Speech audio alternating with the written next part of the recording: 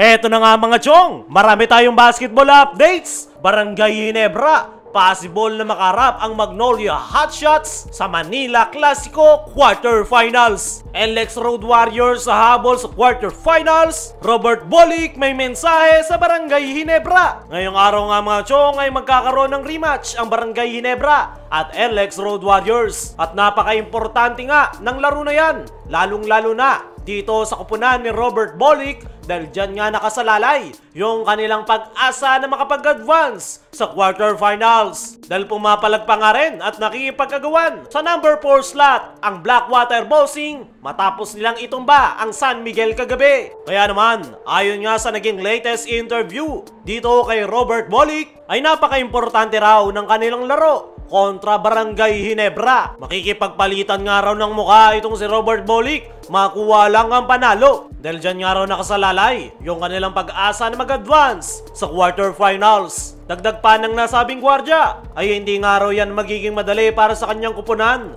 dahil isa raw ang Barangay Ginebra sa pinakmalakas na kupunan ngayong komperensya. Nung unang araw nilang makarap ang kupunan ni Coach Tim Cone ay nagawa lang daw silang tambakan. At yung sinabing dahilan ni Robert Bolick ay masyadong araw malakas yung kasalukuyang lineup ng Ginebra. Lahat ay nakapagko-contribute at mas nakakatakot raw ang Ginebra once na magsimula na magtrabaho si Justin Brownlee. Pero kahit na ganon, ay hindi nga nawawalan ng pag-asa itong si Robert Bolick na makakaisa sila sa Barangay Ginebra sa kanilang magiging rematch. As of now nga mga chong, ay sigurado ng pasok ang Barangay Ginebra sa quarterfinals. At no bearing game na nga yung kanilang magiging laro kontra LX Road Warriors. At aware nga dyan si Robert Bolick at malaki raw ang posibilidad na magre-relax lang ang Barangay Ginebra sa kanilang magiging laro dahil alam ni Robert Bolick na yung focus ng Barangay Ginebra ay nandoon na sa PBA playoffs. Kaya naman, possible daw talaga na hindi na pumukpok ang Barangay Ginebra para makapagpahinga yung kanilang mga players at para na rin makaiwas sa injury. At yan nga yung inaasahan ni Robert Bolick sa kanilang magiging laro kontra Barangay Ginebra. Pabiro pa nga nitong sinabi sa Ginebra na sana ay ibalato na lang sa kanila ang laro. Pero isa nga lang ang ipinapangako nitong si Robert Bolick na gagawin nga raw nito ang lahat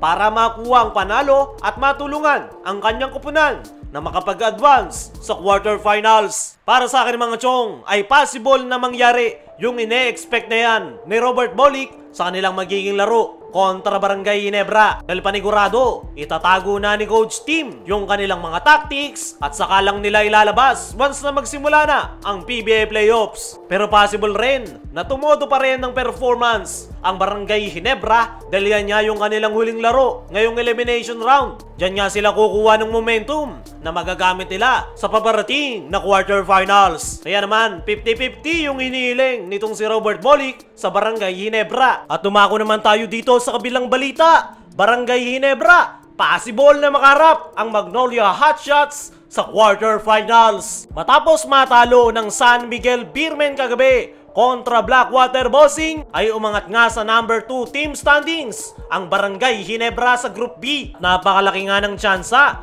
na mananatili na sa number 2 team standings ang Barangay Ginebra.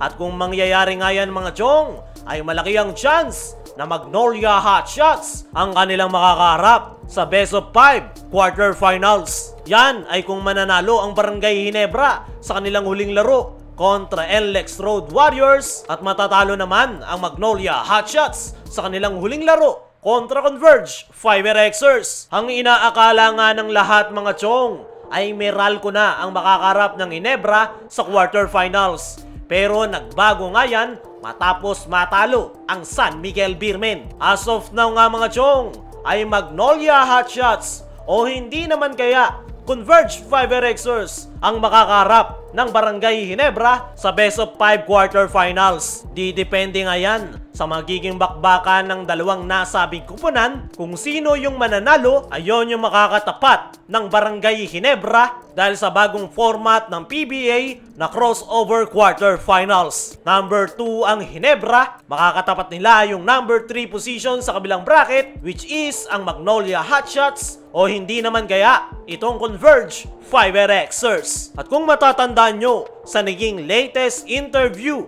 nitong si Coach Tim Cone ay isa nga lang yung kupunan na iniiwasan ng kanyang kupunan, which is ang TNT Tropang Giga. Dahil yan nga raw yung pinakamainit na kupunan ngayong komperensya. The rest ay handa raw ang Hinebra na makipagbakbakan sa quarterfinals. Para sa akin mga chong ay once na Magnolia Hotshots ang makatapat ng Hinebra sa quarterfinals ay isang magandang match-up yan dahil matagal-tagal na nga tayong hindi nakakakita ng Manila Clasico sa PBA Playoffs. At masasabi nga natin na match ang bakbakan ng dalawang koponan dahil parehas nga sila ng game style ngayon na mabilisan at outside shooting. Sa ngayon ay malaki ang tsansa na Manila Clasico ang mangyayari sa quarterfinals, pero didepende nga yan sa sitwasyon. Pwede ngang umiwas ang Magnolia Hotshots sa Barangay Hinebra dahil ngayong araw nga yung laro ng Hinebra kontra NLEX at sa 23 pa yung laro ng Magnolia Hotshots. Kaya as of now, nasa kamay na Magnolia Hotshots kung sino yung gusto nilang makaharap sa quarterfinals. It's either rain or shine ni Last of Painters o hindi naman kaya itong crowd favorite na Barangay Hinebra para naman magkaroon ng isang Manila Clasico sa PBA Playoffs. Kayo mga chong, ano ang masasabi nyo